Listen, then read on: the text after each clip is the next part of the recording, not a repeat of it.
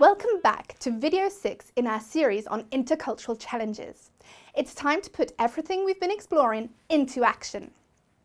In our last videos, we saw that knowing oneself and consciously observing our differences with others while refraining from judgment is essential to be able to communicate in a respectful way. We saw a few examples in academic contexts, like passing a note to the teacher instead of asking the question out loud, or wondering what a discussion actually is. In all these different situations, we have to be comfortable with some ambiguity. This means that there are things we don't realize that we don't know. So there can be blind spots, surprises, and unexpected incidents in communication. There will always be gaps in our understanding, no matter how hard we try. As in all situations, the key is communication. Easier said than done, right? Intercultural communication is complex, but here are 3 potentially simple steps to get started, or keep going. Number 1, explain.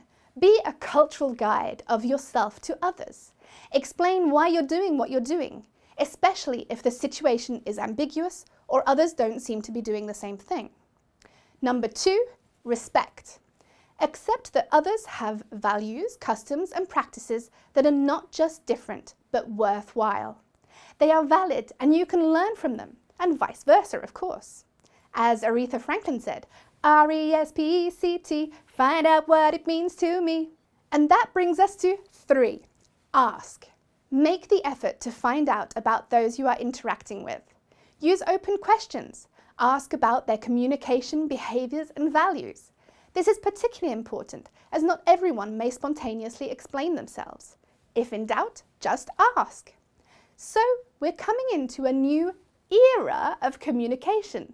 Ha! Did you see what I just did there? A good old acronym to help you remember the 3 steps. E, explain, R, respect, A, ask. It makes it sound so simple. But how do we do that? Well, there are various tools that we'd like to share with you, which you can choose from to further explore. First of all, have you heard of meta-communication? It means talking about how we communicate. Lee is participating in an online exchange, and he's working with Chris on a project. Within the first couple of minutes, Lee has noticed that he and Chris seem to be getting along okay. So, should he talk about their communication? This is a difficult question. Lee doesn't like conflict, and is it really necessary to discuss something if there isn't a problem? He decides to try some meta-communication using the explain, respect, ask steps. Chris, I like being able to speak openly. I think we have similar communication styles and I feel like you're listening to me. I know we might not have the same expectations though, so can I check what's important to you and how we worked on this project together? How do you think Chris reacted? How would you react? Happy or annoyed with this question? Impatient or relieved? We all experience different emotions while working on a project and when trying to meta-communicate about it. So try and be aware and check each other's feelings, whether you are talking face-to-face, live via webcam, or via chat with emojis. Not everyone may show it, but we're all emotional beings. It's important to be considerate of other people's emotions and practice empathy. This involves putting ourselves in somebody else's shoes. In an intercultural communication context, it can be very easy to accidentally hurt someone's feelings because we don't understand or accept differences. Take the time to explain, respect, and ask. That's part of being empathetic, and it's essential.